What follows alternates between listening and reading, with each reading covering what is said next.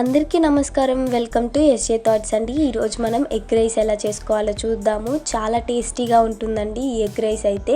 ఇది నార్మల్గా చేసే ఎగ్ రైస్ కాదు, కొంచెం వెరైటీగా చేద్దాం.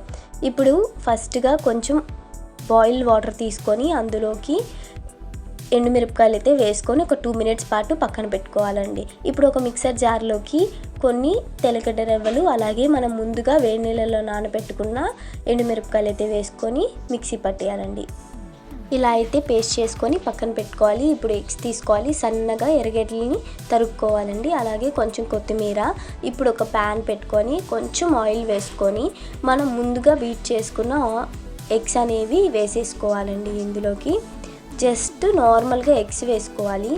ఇందులోకి కొంచెం సాల్ట్ వేసేసుకోవాలి. సాల్ట్ వేసుకొని కొంచెం పసుపు పొడి వేసుకున్నామంటే సరిపోతుంది. ఇది లైట్గా కుక్ అయిన తర్వాత ఇలా అయితే లో ఫ్లేమ్లో ఫ్రై చేసుకుంటే సరిపోతుందండి.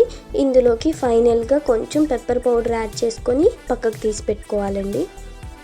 ఇప్పుడు అదే ప్యాన్లోకి కొంచెం ఆయిల్ వేసుకోవాలి. రైస్ని బట్టి కొంచెం ఆయిల్ వేసుకుంటామండి. అలాగే పోపు దినుసులు వేసుకోవాలి.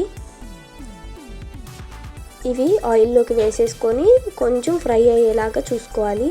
అలాగే కరివేపాకు వేసుకుంటున్నాము. మనం సన్నగా తరిగి పెట్టుకున్న ఆనియన్స్ కూడా వేసేసుకోవాలి ఇందులోకి. ఇవి గోల్డెన్ బ్రౌన్ వచ్చేంత వరకు ఫ్రై చేయాలి. ఇందులోకి కొంచెం సాల్ట్ వేసుకుంటున్నాము. సాల్ట్ చూసి వేసుకోండి. ఆల్రెడీ మనం ఎగ్లో కూడా వేస్తున్నాము. మనం ముందుగా ప్రిపేర్ చేసుకున్న తెల్లగడ్డ అలాగే ఎండుమిరపకాయల పేస్ట్ అయితే వేసేసుకొని కొంచెం పసుపు వేసుకొని కొంచెం మగ్గనివ్వాలండి. ఇది తర్వాత మనం ముందుగా బాయిల్ చేసుకున్న రైస్ని ఇందులోకి అయితే వేసేసుకొని ఫ్రై చేసుకోవాలి. మంచిగా కలుపుకున్నామంటే సరిపోతుంది. నార్మల్గా చేసే ఎగ్ రైస్ కాకుండా ఇలా ఒకసారి ట్రై చేయండి, చాలా టేస్టీగా ఉంటుంది. మనం ముందుగా ఎగ్ని ఫ్రై చేసుకున్నాం కదా, ఆ ఎగ్ ఫ్రై కూడా దీంతో వేసేసుకొని కొంచెం కొత్తిమీర వేసుకున్నామంటే అంతే అండి. ఎంతో టేస్టీ అయిన garlic and red chilli egg fried rice అయితే రెడీ అయిపోయిందండి. చూశారు కదా, చాలా మంచి టేస్ట్ ఉంటుందండి. తప్పకుండా మీరు ట్రై చేయండి. అది ఎలా వచ్చిందో కమెంట్ చేయండి, లైక్ చేయండి, షేర్ చేయండి. థ్యాంక్